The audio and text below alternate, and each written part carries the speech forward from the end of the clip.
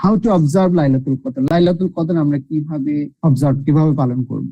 তাহলে আমরা সূরা আলাকে দেখি ওয়াসজুদ ওয়াকতারিব, এরপরে আল্লাহ সূরা কদরের কথা, লাইলাতুল কদরের কথা বলেছেন। তার মানে বেশি বেশি তাহাজ্জুদ করতে হবে, সিজদা করতে হবে আল্লাহ সুবহানাহু ওয়া তাআলা। তারপরে যেহেতু কোরআন নাজিল হয়েছে, কোরআন রিসাইট করতে হবে বেশি বেশি। এরপরে দোয়া, একটা স্পেশাল একটা দোয়া আছে এই রাতে, এবং হযরত আয়েশা রাদিয়াল্লাহু তাআলা বর্ণিত বলেছেন যে আল্লাহ রাসূল সাল্লাল্লাহু আলাইহি ওয়াসাল্লামকে আমি জিজ্ঞেস করি, ইয়া রাসূল, আমি যদি লাইলাতুল কদর পাই আমি কি করব? রাসূল সাল্লাল্লাহু আলাইহি ওয়াসাল্লাম বলেছেন, তুমি এই দোয়া পড়বে। দোয়াটা কি? আল্লাহুম্মা ইন্নাকা আফুউন তুহিব্বু আফওয়া ফা'ফু আননি। এই দোয়াটা তুমি বেশি বেশি পড়বে। What is the meaning of this দোয়া? হে আল্লাহ, ইন্নাকা আফুউন তুহিব্বু, আপনি নিশ্চয়ই ক্ষমা করা পছন্দ করেন, আফওয়া ফা'ফু আননি, অতএব আপনি আমাকে ক্ষমা করে দেন। এই দোয়াটা মুখস্থ করে নিতে হবে। আমরা কিছুদিনের মধ্যেই রমাদান আসবে, এবং কিছুদিনের মধ্যেই মানে রমাদান মানেতে লাইলাতুল কদরও আসবে। সুতরাং আমরা এই দোয়াটা বেশি বেশি পড়বো। যাদের মুখস্থ নয় মুখস্থ করে দিব। আমরা আবার রিপিট করি, আল্লাহুম্মা ইন্নাকা আফুউন তুহিব্বু আফওয়া ফা'ফু আননি। কার কার মুখস্থ আছে দোয়া? একটু পানি খেয়ে নিই, বলেন দেখি কার কার মুখস্থ আছে। আলহামদুলিল্লাহ। যাদের নেই মুখস্থ করে নিবেন। অর্থটা দিয়ে খেয়াল করো। আমরা যখন আল্লাহর কাছে কিছু চাই, জাযাকাল্লাহ খাইর, আমরা যখন আল্লাহর কাছে কিছু চাই, কি চাই এটা আমাদেরকে বুঝতে হবে। যে ইমাম সাহেব বলছেন আর আমি আমিন আমিন বলছি, তো এই আমিন আমি কতদিন করবো? আমাকে বুঝে তো আমিন করলে সেই দোয়া কবুল হওয়ার সম্ভাবনা বেশি। আমি না বুঝে করলে হচ্ছে হয়তো আমি, কিন্তু এই না জানা থেকে আল্লাহ যদি কিয়ামত করে জিজ্ঞেস করেন, বান্দা তুমি আমাকে কি চাইছিলা বলো দেখি, what did you ask for, তুমি কি চাইছিলা বলো, আমরা বলতে পারবো না। সেক্ষেত্রে এই জন্য আমাদের অর্থটা যে আমি কি চাচ্ছি আল্লাহর কাছে, প্রয়োজনে আমরা বাংলায় আল্লাহর কাছে চাইবো। আর আরবি যে দোয়াগুলো, এগুলি তো কমন দোয়া, কিন্তু অর্থ আমরা শিখে ফেলবো। আর এই যে দোয়াটা আমরা বললাম, আল্লাহুম্মা ইন্নাকা আফুউন তুহিব্বু আফওয়া ফা'ফু আননি, নিশ্চয়ই আল্লাহ সুবহানাহু ওয়া তাআলা আপনি অনেক ক্ষমা করা, আপনি অনেক পছন্দ করেন, সুতরাং আপনি আমাকে ক্ষমা করে দেন। ওকে, আল্লাহুম্মা ইন্নাকা আফুউন তুহিব্বু আফওয়া ফা'ফু আননি, হ্যাঁ, নিশ্চয়ই আপনি ক্ষমা করা ভালোবাসেন, পছন্দ করেন, সুতরাং আপনি আমাকে আমার গুনাহ খাতাগুলি মাফ করে দেন। আচ্ছা, আরেকটা বিষয় হচ্ছে যে লাইলাতুল কদর পাওয়ার জন্য ইতিকাফ করতে হবে। রাসূলুল্লাহ সাল্লাল্লাহু আলাইহি ওয়াসাল্লামের এমন কোন রমাদান যায়নি যে উনি ইতিকাফ করেন, এবং শেষ বছর যেদিন বিদায় নেবেন, বিদায়ের বছরে রাসূলুল্লাহ সাল্লাল্লাহু আলাইহি ওয়াসাল্লাম পুরা রমাদানে ইতিকাফ করেছেন। সো হোয়াই ইতিকাফ? হোয়াট ইজ ইতিকাফ? আমরা এত বেশি ব্যস্ত দুনিয়ার জীবনে, দুনিয়ার যে সমস্ত ব্যস্ততা, চাকরি, পড়াশোনা, ব্যবসা বাণিজ্য, রাইট? কেউ যদি ইতিকাফ না করে, ডেফিনেটলি ধরে নেওয়া যায় যে হি উইল মিস লাইলাতুল কদর। রাসূলুল্লাহ সাল্লাল্লাহু আলাইহি ওয়াসাল্লাম জীবনে কখনো যতদিন রমাদান পেয়েছেন, রমাদানে ইতিকাফ করা মিস করেন নাই। ওয়াই? এবং উনি লাইলাতুল কদরে পরিবারের সমস্ত সদস্য জাগিয়ে দিতেন, এবং কোমরে গামছা বেঁধে নামতেন আর ইতিকাফ করতেন, রাইট? সো এই ইতিকাফ যদি যারা করেছে, কারা কারা এখানে ইতিকাফ করেছেন একটু জেনে নিন। যে anyone here you did itikaf in your life at least once, কারা কারা করেছেন? আচ্ছা, আরেকজন মিনহাজ মনে করেছে। তো যারা করেন নাই তাদেরকে আসলে বুঝানো যাবে না যে what is itikaf and what is the benefits of itikaf।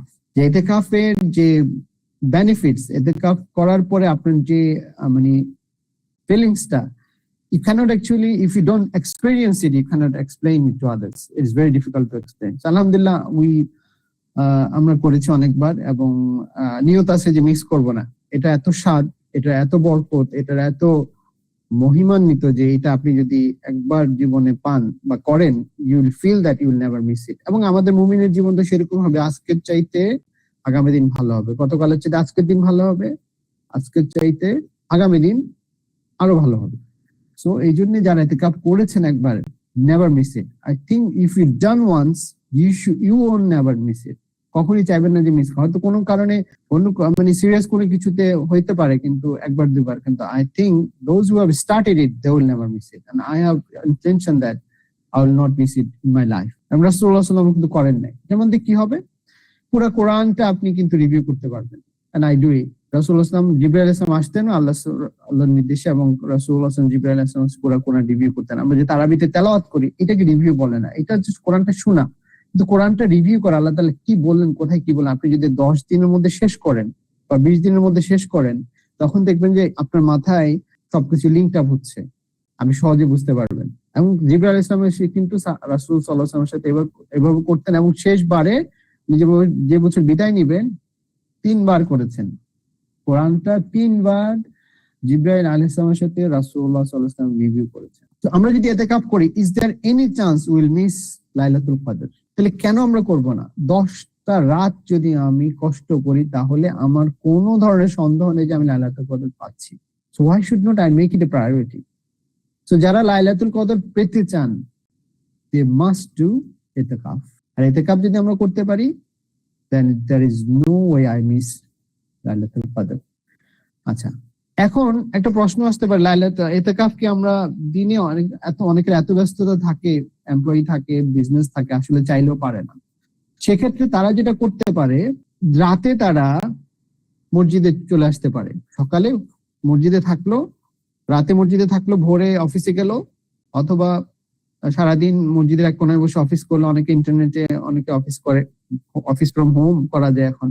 আর যদি কারো অফিস ফিজিক্যালি করা লাগে, তো যেটা করতে পারে, সে ফজরের নামাজ পড়ে মানে রাতে মসজিদে থাকবে, দিন এসে তার অফিস করবে, আবার মাগরিবের পরে বা মাগরিবের আগে সে মসজিদে ঢুকে যাবে। তাহলে সেভাবে আমি কিন্তু ইতিকাফ এভাবেও আমি, এটা নফল ইতিকাফ হবে এবং প্রতি রাতে আবার নতুন করে ইতিকাফের নিয়ত হবে, কিন্তু লাইলাতুল কদরটা আর মিস হবে না। তবে বেস্ট হচ্ছে যদি আমি পুরোপুরি কাট আপ করতে পারি, কারণ ইতিকাফের অর্থ হচ্ছে কাট আপ করা, দুনিয়ার সাথে সম্পর্ক ছিন্ন করে আল্লাহ তাআলার জন্য একদম নিবেদিত 10টা রাত করে নেওয়া। তাহলে আমার ফোকাস থাকবে, কনসেন্ট্রেশন থাকবে, দুনিয়াবি কোনো চিন্তা খুব একটা আসবে না যে তা না, মানে আমি অনেক কিছু থেকে দূরে থাকবো, আমার টাইমটা ফোকাস ডেডিকেটেড ফর আল্লাহ সুবহানাহু ওয়া তাআলা, আমি শুড ডু ইট। ওইটা যদি কারো আনএবল হয়, আমরা যদি করতে না পারি, সেক্ষেত্রে আমাদের পরামর্শ থাকবে যে অ্যাটলিস্ট রাতে এসে আমরা মসজিদে থাকি। তাহলে আমার কেমন লাইলটা হবে, জিকির আজকার হবে, তারাবিটা সুন্দরভাবে হবে, আমার দোয়া হবে, কোরআন তেলাওয়াতটা হবে, এভাবে আমি কিন্তু লাইলাতুল কদর কনফার্ম করতে পারি। তো বেস্ট হচ্ছে যেটা রাসূলুল্লাহ সাল্লাল্লাহু আলাইহি ওয়াসাল্লাম করেছেন, পুরা শেষ 10 দিনে সমস্ত কিছু থেকে কাট আপ করে মসজিদে চলে আসে। I hope you understand it. এবং আমরা কিভাবে লাইলাতুল কদর অবজার্ভ করব, লাইলাতুল কদর কিভাবে পালন করবো, আমরা বুঝতে পেরেছি।